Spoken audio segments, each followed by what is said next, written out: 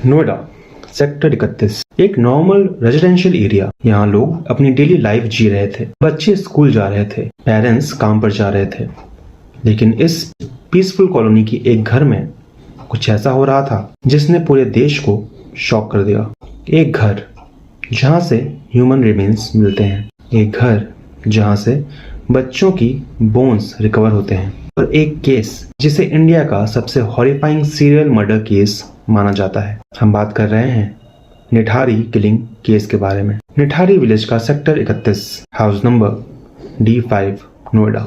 ये घर बिलोंग करता था एक बिजनेसमैन को जिसका नाम था मोनिंदर सिंह पंडेर, और उनके साथ रहता था उनका एक domestic house help Surendra Kohli. साल 2005 से 6 के बीच इस एरिया से मल्टीपल बच्चों के गायब होने की खबर आने लगी। उनमें कई सारी यंग गर्ल्स भी शामिल थी, गरीब घर के बच्चे जो अचानक डिसअपियर हो जाते थे। और सबसे शॉकिंग बात, उनमें से कई लास्ट टाइम D5 हाउस के पास ही देखे गए थे। पेरेंट्स पुलिस स्टेशन गए, मिसिंग कंप्लेंट्स फाइल की, लेकिन पुलिस ने इनिशियली उन कंप्लेंट्स को सीरियसली नहीं लिया। उन्होंने अज्यूम किया कि बच्चे शायद भाग गए होंगे या फिर ह्यूमन ट्रैफिकिंग के केस में फंस गए होंगे, लेकिन रियलिटी इससे कहीं ज्यादा डरावनी थी।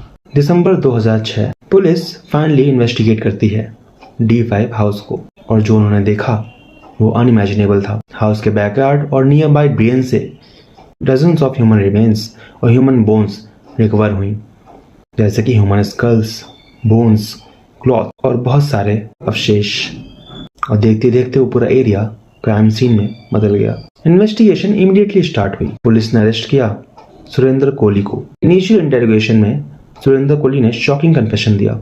उसने क्लेम किया कि वो विक्टिम्स को घर में लाता था और फिर उनका मर्डर करता था। इस कन्फेशन ने पूरे इंडिया को शॉक कर दिया था। इन्वेस्टिगेशन में टोटल 19 केसेस रजिस्टर हुए। विक्टिम्स मोस्टली पुअर फैमिलीज के बच्चे और यंग गर्ल्स थीं, जिनकी उम्र 7 साल से लेकर 20 साल तक थी। विक्टिम्स वल्नरेबल थे और इसी वल्नरेबिलिटी का एडवांटेज लिया गया। पुलिस ने सस्पेक्ट किया कि मोनिंदर सिंह पांडेर भी इन्वॉल्व हो सकता है, क्योंकि मर्डर्स उसके घर में ही हुए थे। पांडेर को भी अरेस्ट किया गया और दोनों पर ट्रायल स्टार्ट हुआ। कोर्ट ट्रायल में सुरेंद्र कोहली ने मल्टीपल मर्डर्स कन्फेस किए। फॉरेंसिक एविडेंसेस रिकवर हुए, विक्टिम्स के कपड़े, बोन्स और DNA सैंपल्स। ये एविडेंसेस सुरेंद्र कोहली को क्राइम सीन से लिंक करता था। साल 2009 में कोर्ट ने सुरेंद्र कोहली को डेथ सेंटेंस दिया।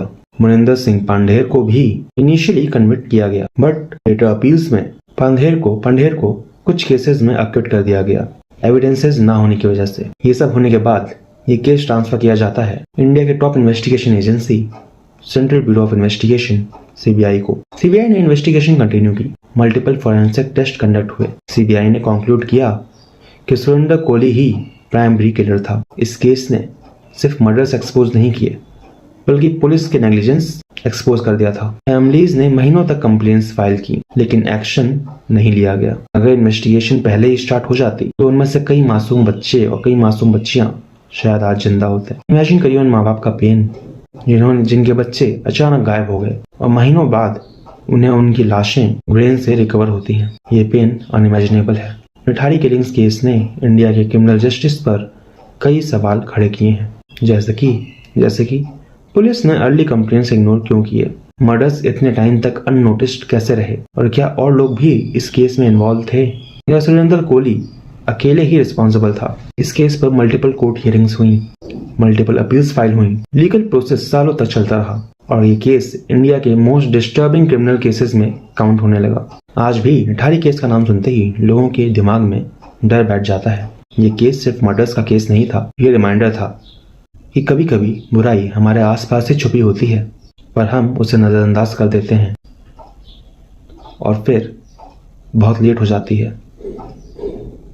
दर्जनों परिवार आज भी जस्टिस और क्लोजर के लिए वेट कर रहे हैं। विक्टिम्स के नाम शायद लोग भूल गए होंगे, लेकिन उनकी स्टोरीज आज भी निठारी के सन्नाटे में एग्जिस्ट करती है। आपको क्या लगता है, क्या इन्वेस्टिगेशन में सब सच सामने आया या कुछ सीक्रेट आज भी छुपे हुए हैं? हमें कमेंट में ज़रूर बताइएगा। अगर आपको ऐसे रियल क्राइम हिस्ट्री स्टोरीज पसंद हैं तो इस वीडियो को लाइक करिए, चैनल को सब्सक्राइब कीजिए और बेल आइकन भी प्रेस कर दीजिएगा, क्योंकि नेक्स्ट वीडियो में हम लेकर आएंगे इंडिया का एक और शॉकिंग अनसॉल्व्ड केस।